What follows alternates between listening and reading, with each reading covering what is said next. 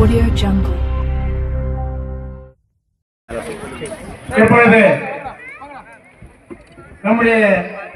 நம் வீட்டு பிள்ளை சட்டமன்ற உறுப்பினர் என்னைக்கும் இதயம் தெரிவிக்கின்ற சம்பத் அவர்கள் என்று தெரிவித்துக் கொள்கிறேன்.